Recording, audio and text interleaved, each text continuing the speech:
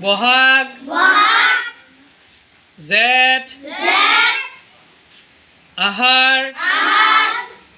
শাওণ ভাদ আহিন কাতি আঘোণ পুহ মাঘ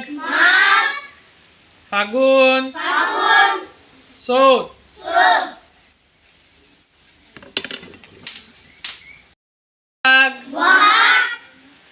জেঠ